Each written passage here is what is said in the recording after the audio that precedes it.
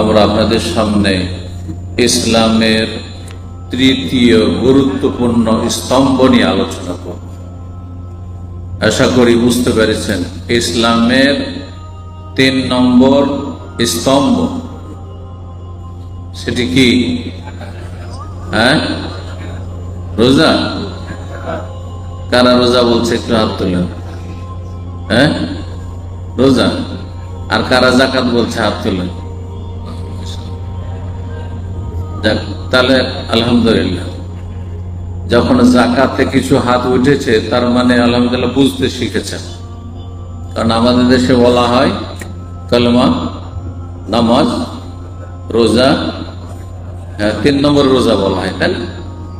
আর তারপরে হজ 4 নম্বরে, আর জাকাত 5-এ।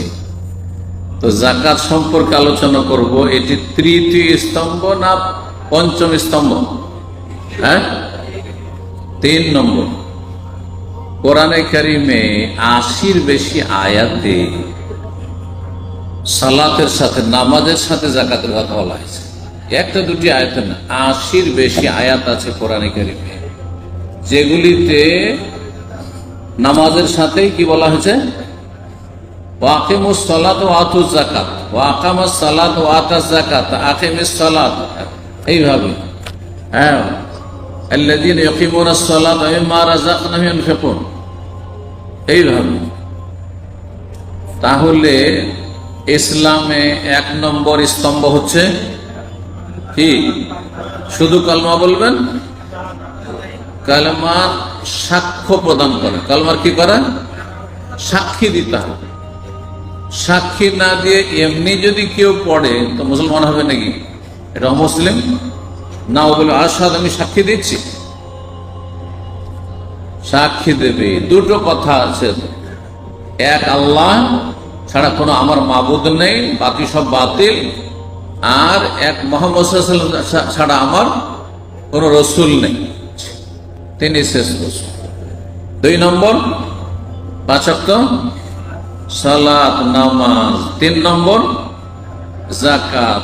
4 নম্বরে সিয়াম, রোজা। 5 নম্বরে হজ। হজ নবী সাল্লাল্লাহু আলাইহি ওয়াসাল্লামের জীবনের শেষ দিকে 9ম হিজরিতে, 10ম হিজরিতে হজ করেছেন। আর হজ করে আসলেন জিলহজ মাসে, মুহররম, সফর, তার রবিউল আউয়াল মাসের 12 তারিখে নবী সাল্লাল্লাহু আলাইহি ওয়াসাল্লাম ইন্তেকাল হয়ে গেল। তাহলে একেবারে শেষ জীবনে হজ ফরজ হয়েছে। কিন্তু রোজা ফরজ হয়েছে 2য় হিজরিতে। যাকাত ফরজ হয়েছে, যাকাতের প্রাথমিক ফরজ হয়েছে মক্কাতে, হিজরতের আগে। এই জন্য মক্কি আয়াতেও যাকাতের কথা রয়েছে। আর যাকাতের বিস্তারিত বিবরণ, কিসে কিসে যাকাত লাগবে, কতটা লাগবে, বিশদ বর্ণনা মদিনায় নাযিল হয়েছে 1ম হিজরির শেষ দিকে বা 2য় হিজরিতে, মানে রোজা নেওয়ার আগে। তাহলে রোজা রমজানে যে রাখছেন তার চাইতে বেশি গুরুত্বপূর্ণ হচ্ছে যাকাত দেওয়া। এটা কার জন্য? পয়সাওয়ালাদের জন্য। কতটা পয়সা? মানে আজকালকার ভাষায় পয়সাওয়ালা না। আজকাল তো 1 কোটি টাকা থাকলেও মনে করছেন না না না আমরা তো পয়সাওয়ালা না, আমরা মধ্যবিত্ত, ঠিক না? না না, পয়সা সর্বনিম্ন নিসাব শরীয়ত নির্ধারণ করা হয়েছে। সেটা ইনশাআল্লাহ তাআলা যখন টাকার যাকাতের কথা আসবে তখন বলবো কতটা পরিমাণ রিয়ালে হবে। আর সেই রিয়ালটা বলে দিলে আপনারা হিসাব করে নিতে পারবেন সৌদি প্রবাসী যে বাংলাদেশে কত টাকা হলে যাকাত খরচ হবে।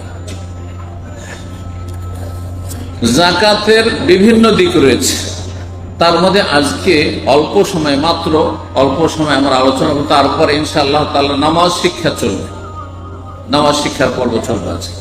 কারণ অধিকাংশ ভাইরা নতুন আসছেন, সহি শুদ্ধ নামাজ যদি না হয় তাহলে বাকিগুলো কিন্তু কবুল হবে না।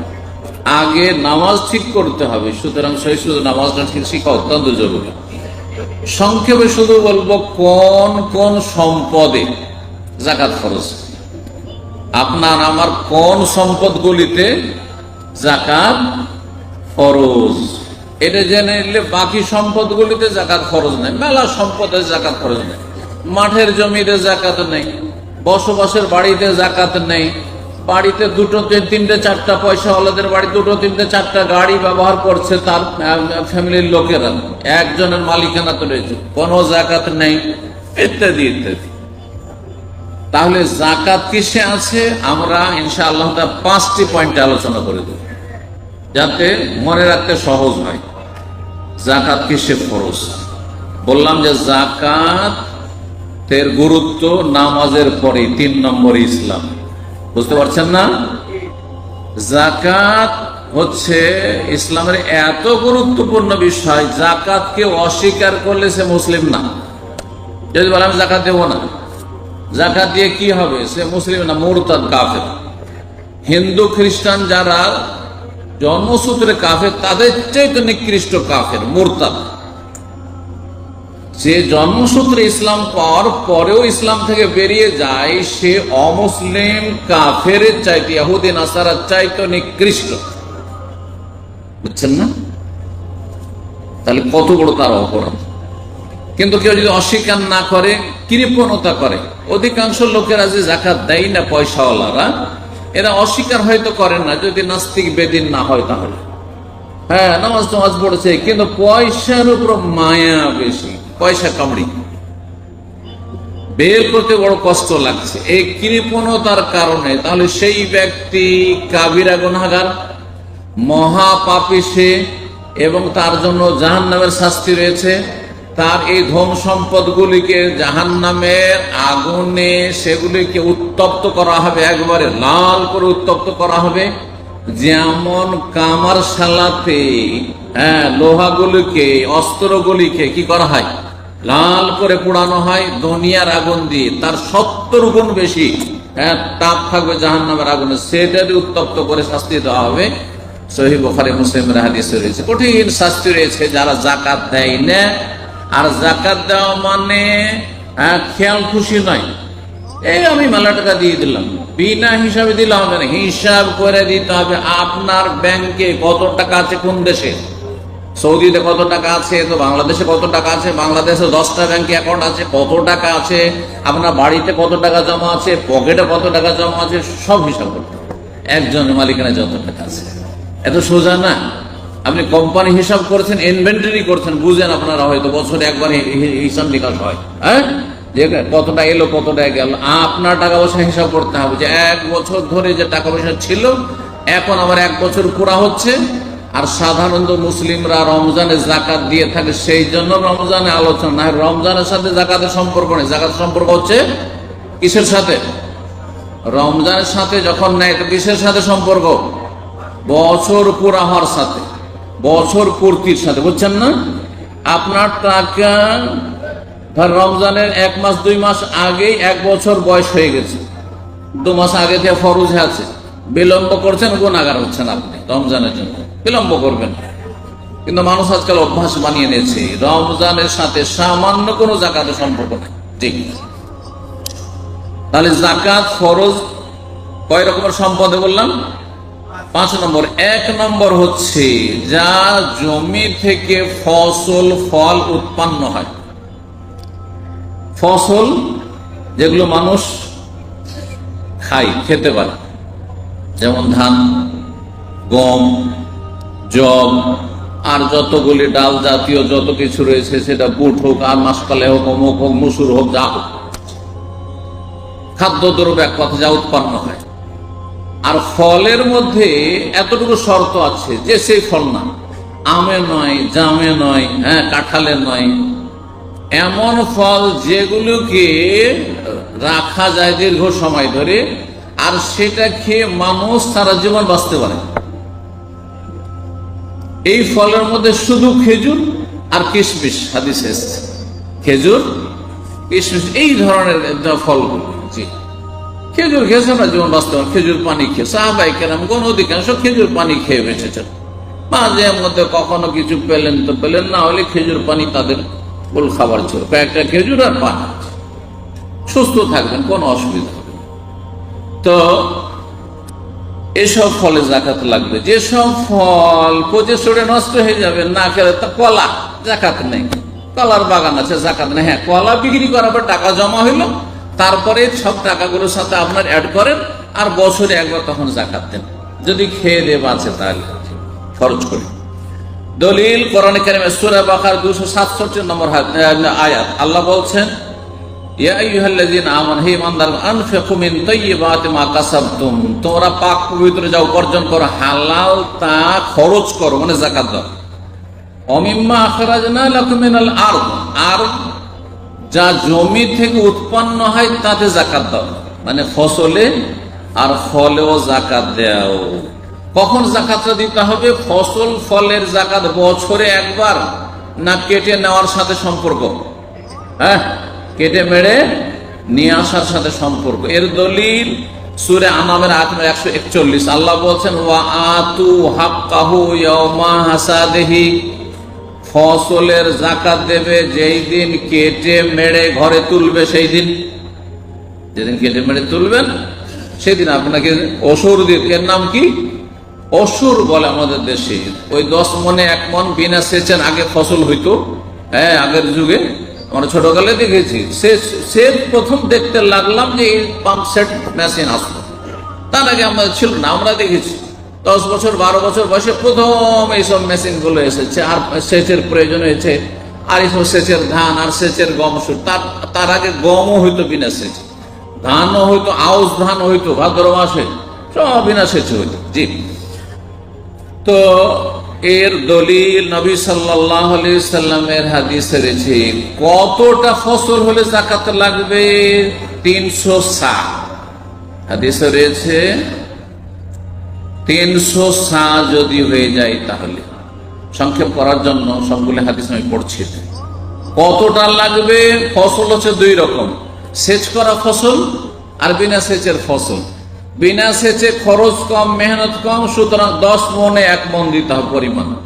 আর যদি সেচ করা হয় তাহলে মেহনত বেশি, খরচ বেশি, সুতরাং 20 মনে 1 মন দিতে হবে। এবার বুঝেছেন? তাহলে কতটা দিতে হবে, কতটা পরিমাণ হইলে আপনি যাকাত দাতা হয়ে গেছেন, যাকাত ফরজ হয়েছে, সেটা বললাম 300 সা। 1 সা কততে হয়? কেউ বলছে 2.5 কেজি, কেউ হচ্ছে 3 কেজি। এই ক্ষেত্রে সতর্কতা অবলম্বন করবেন, কারণ 2.5 কেজি করে ধরেন তাহলে 300 সায়ে কত হয়ে যায়? নাড়িয়ে 750 কিলো। 750 কিলো যদি গম হয়, ধান হয়, তাহলে যাকাত ফরজ হয়। কিন্তু যদি 3 কিলো করে ধরেন তাহলে কত হবে? হ্যাঁ, 300 সা, 3 তিরিকে 9, তাহলে 900 কিলো হয়ে যাবে। হ্যাঁ, তো এই জন্য এখানে সতর্কতামূলক বলবো যে 750 কেজি যদি হয়ে যায় তাহলে যাকাত দিয়ে দেন। 2 নম্বর যাতে যাকাত ফরজ, সেটা হচ্ছে গবাদি পশু। গবাদি পশু মানে গৃহপালিত পশু, যেগুলোর মানুষরা গোস্ত খায়, ঘোড়াতে না। ঘোড়া যদি ব্যবসা থাকে তাহলে ঠিক আছে, ঘোড়া চড়ার জন্য 2-4-5টা ঘোড়া আছে, ঘোড়ার যুগ, অসুবিধা নেই, ওতে যাকাত লাগবে। হ্যাঁ, সেটা বাহন আপনার। কিন্তু গবাদি পশু যেগুলো গোস্ত খাচ্ছেন, হ্যাঁ, আর অধিকাংশ সময় চারণভূমিতে চড়ে খাচ্ছে, আপনার ফার্মের গরু নয়, হ্যাঁ, আর ফার্মের ছাগল নয়। ফার্মের গরু, ফার্মের ছাগল হয় তাহলে 5 নম্বর সম্পদ পড়বে, ব্যবসায়ী সামগ্রীতে চলে যাবে। 2 নম্বর যেটা, সেটা হচ্ছে গবাদি পশু, যেটা কি করা হয়, অধিকাংশ সময় চড়ে চারণভূমিতে খাই দায়, যা এক সময় হইতো। তো এর নেশাব যদি ওট হয় তাহলে 5টি, গরু হলে কে বলতে পারে? কারো জানা আছে? কত? জোরে বলেন। হ্যাঁ, 30, মাশাআল্লাহ। আর যদি ছাগল হয় 40টি। জি, এই ছিল, এটার দরকার পড়বে না, সুতরাং সংক্ষেপে এতটাই যথেষ্ট। এই মর্মে মেলা হাদিস রয়েছে রাসূলুল্লাহ সাল্লাল্লাহু আলাইহি ওয়াসাল্লামের। 3 নম্বর যাতে যাকাত লাগবে সেটা হচ্ছে স্বর্ণ। কি? গোল্ড, সোনা। জি, স্বর্ণে যাকাত লাগবে। স্বর্ণে যাকাত লাগবে কতটা আর কতটা নেশাব? নেশাব মানে সর্বনিম্ন কতটা সোনা হইলে? 20 দিনার বা 20 মিসকাল। যেটাকে মিসকাল বলে সেটাকে দিনার বলে। যেমন যেটাকে আমাদের দেশীয় ভাষায় ভরি বলে, ভরি বুঝেন তো, সেটাকে তোলা বলে, অনেকে বুঝে না। হ্যাঁ, তখন বিব্রত হয়ে যায়, একজন তোলা বলছে আর একজন ভরি বলছে, কথা একই। ওই রকমের দেনার, আরবরা দেনার বলে, মিসকালও বলে। 20 মিসকাল, 20 মিসকাল সমান কত? ভরিতে 7.5 ভরি। কত ভরিতে? 7.5 ভরি। 7.5 ভরিতে কত গ্রাম হয়? 85 গ্রাম। কত? 85 গ্রাম স্বর্ণ যদি একজনের মালিকানায় থাকে তাহলে যাকাত দিতে হবে। এই মর্মে রাসূলুল্লাহ সাল্লাল্লাহু আলাইহি সাল্লামের হাদিস রয়েছে আবু দাউদে, হাত্তা ইয়াকুন লাকা 20 দিনারান, 20 দিনার যদি হয় তাহলে যাকাত দিতে হবে। কয়টা হয়ে গেল? 3 হইল। 4 নম্বর সম্পদ হচ্ছে চাঁদি। চাঁদির অপর নাম হচ্ছে রূপা। হ্যাঁ, রূপা। জি, এই চাঁদি রূপাতে কি লাগবে? যাকাত লাগবে। এতে নেশাব কত? এতে রাসূলুল্লাহ সাল্লাল্লাহু আলাইহি ওয়াসাল্লাম নেশাব বলেছেন 5 উকিয়া। কত বলেছেন? 5 উকিয়া। 1 উকিয়া 40 দিরহাম হয়। তাহলে 40 কে 5 দিয়ে গুণ দেন, তাহলে কত হবে? তাড়াতাড়ি বলেন অঙ্ক। 200 দিরহাম। 200 দিরহাম নেশাব। হাদিসের আলোকে 200 দিরহাম নেশাব। এতে কত ভরি হবে? হ্যাঁ, কত? 52.5 ভরি। ভরিতে যদি বলেন কত হবে? 52.5 ভরি। গ্রামে কত হবে? 595 গ্রাম। 595 গ্রাম কারো কাছে চাঁদি, রূপা, সিলভার যদি থাকে তাহলে তাতে কি লাগবে? যাকাত লাগবে। এখন থাকলো টাকা। টাকা আর চাঁদি একই জিনিস, কারণ এই কাগজের টাকা, নোট আসার আগে সারা দুনিয়াতে কি চলতো? রূপার টাকা চলতো। আমার দাদা আমলে, আমার দাদা গল্প করতেন, কারণ আমার দাদাকে আমি পেয়েছি আর আমার দাদা আমার দাদাকে পেয়েছে, সুতরাং আমার দাদার দাদা পর্যন্ত কিন্তু আমি হদিস পেয়েছি যে তাদের যুগটা কেমন ছিল, বুঝছেন না? তো আমার দাদা বলতেন যে আমার দাদা ছিলেন আজি হিমায়াতুল্লাহ, উনি এক হাজি ছিলেন রাহিমাহুল্লাহ তাআলা। তো তিনি বড় পয়সাওয়ালা ছিলেন, আর তিনি ওই চাঁদির টাকা বই নিয়ে বেড়াইতেন। ক্যাথা বুঝেন তো? ওই যে ক্যাথা বিছানা বিছায়, ক্যাথা, ছোট ছোট ক্যাথা, আর ওইটা দিয়ে একটা ব্যাগ তৈরি করতো আগের মানুষরা। হ্যাঁ, আর ওটাকে বাটুয়া বলতো, ঝুলিয়ে নিয়ে বাড়িত গাড়ি করে। বুঝতে পারছেন? এতে করে কালেকশন করতো যাদের কাছে পাওনা থাকতো তাদের কাছ থেকে। তো তখন কিসের টাকা ছিল? চাঁদির টাকা ছিল, রূপার টাকা ছিল। তো রূপার টাকার বিকল্প হিসাবে আমাদের সুবিধাতে কাগজ করা হয়েছে, কাগজের টাকা। সুতরাং কাগজের টাকা নেশাব সোনাই ধরলে হবে না, গোল্ডে ধরলে হবে না, কিসে ধরতে হবে? চাঁদিতে ধরতে হবে। এতে গরিবের বেশি লাভ আছে।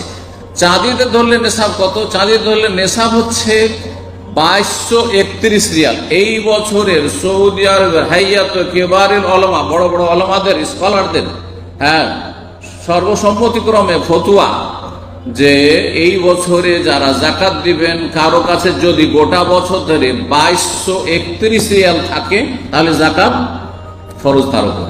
এখন বাংলাদেশ টাকা হিসাবে 2200 রিয়ালে কত হবে? হ্যাঁ, 70-75 হাজার, বেশি হবে না, 70-75 হাজার টাকা। 70-75 হাজার টাকা মাত্র আছে, তাতে যাকাত ফরজ হবে। কিন্তু যদি বলেন আমি স্বর্ণে নিয়ে যাব আর সে 7.5 ভরি দাম ধরবো, তাহলে কয়েক লাখ টাকা হয়ে যাবে, তাহলে গরিব তো বঞ্চিত হবে। আর তারপরে স্বর্ণের টাকা কোন যুগে তেমন চলতো না। জি, কয়টা হয়ে গেল? 4টি হয়ে গেছে, তাই না? 5 নম্বর সর্বশেষ ব্যবসায়ী সামগ্রী। দোকান আছে, হিসাব করে মুদিখানার দোকান, আপনার দোকান আছে, জুতার দোকান আছে, আপনার অন্য কোনো দোকান আছে, আপনার গাড়ির মালিক, এই যে কোম্পানিগুলো, এটা অমুক তমুক, হোন্ডা, এইসব যে যাদের শোরুমের মালিক যারা, তাদেরকে যাকাত দিতে হবে। আশা করি বুঝতে পেরেছেন। আল্লাহ যেন আমলের তৌফিক দান করেন, গুনাহ খাতা মাফ করেন, এবং এই যাকাতগুলি ঠিকভাবে হিসাব করে যারা যাকাতের নেশাব হয়েছে তাদেরকে আদায় করার তৌফিক দান করেন, এবং আল্লাহ রাব্বুল আমাদের জান্নাতুল ফিরদাউস দান করেন। জাযাকুমুল্লাহু খাইরান ওয়া সাল্লাল্লাহু ওয়া সাল্লাম আলা মুহাম্মাদ ওয়া আলা আলিহি ওয়া সাহবিহি আজমাইন।